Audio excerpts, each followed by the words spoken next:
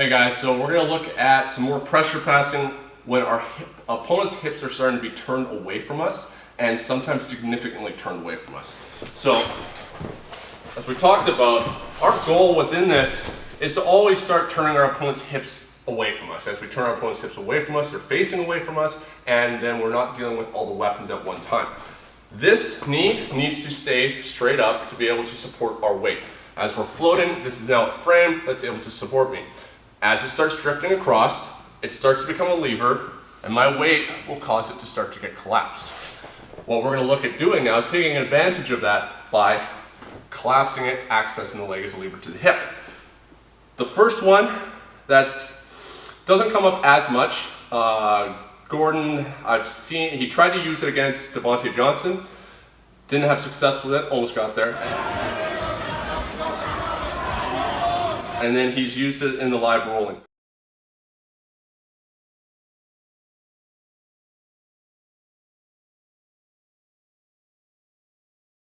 It's something that doesn't happen a lot at the high level because what we're needing to have is our opponent's leg at about the 45-degree angle or even further past. That's going to allow us to bring our shin up over top of the leg, cutting it down like a knee cut, pinning it, and being able to solidify the pass. What we want to be careful of, and why I typically look at it as about 45-degree angle or past, is what I need to be able to do is have room for me to bring my entire femur up top as a frame to access this leg as a lever. If Kevin's knee is too straight up, and I try and bring my knee up here high, and I have to try and use my adductors and groin to try and turn it in, it's going to be very difficult, and if he just opens his knee up right now, it starts to shift me off to the side. Shift this angle.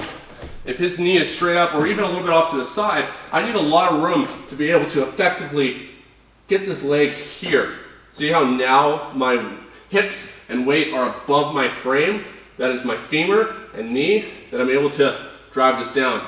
If I'm not able to get there, I'm never going to have success here because now I'm trying to have a strength battle in which I'm not using the appropriate muscles and weight to do so. Not the end of the world. If that happens, we look to redirect the other direction.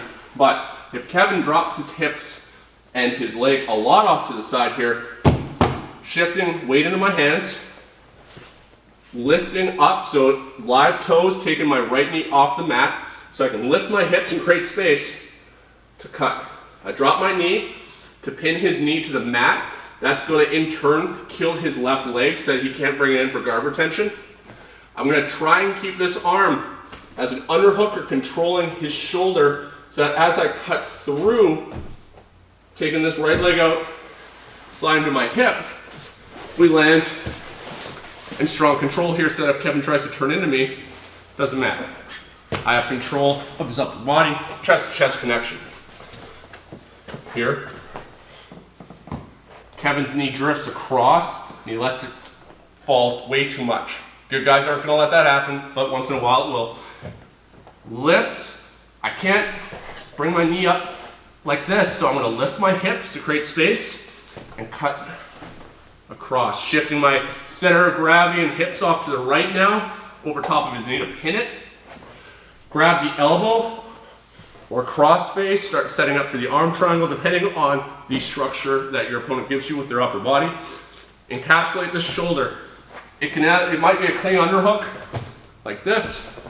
It might just have to be chest to shoulder connection, grab it onto that shoulder, something that's allowing me to access this shoulder, the shoulder to shoulder as a lever, so I can rotate him and pin his shoulders to the mat. If I don't have control of his shoulder line, if my hands were still floating up high here, he's able to control this inside space, form an underhook, and then as I complete this pass, he's just going to go out the back door, be able to take my back or wrestle me down. So we get in there to make sure that we're shifting our control to form some kind of an underhook or rotational control of the shoulder so our opponent isn't able to build up in the base and threaten us like that. Or as we do with a lot of no-gi passes, we need to be ready with the spin behinds. You see Gordon perform spin behinds all the time. So as I get into the position, knee drifts, I cut, As soon as he forms that underhook, I need to be spinning around to the other side to either set the back attacks or at least nullify the underhook. Here, watch as I lift my hips and I start shifting them to my side, above the knee, pinning, performing a spin behind, and then I can start to look to attack the back. So, a lot of great information on spin behinds out there, even on YouTube, so look those up. Those need to be part of your game when it comes to Nogi pressure passing, because we don't have the same kind of control we do when we get to grip the gi.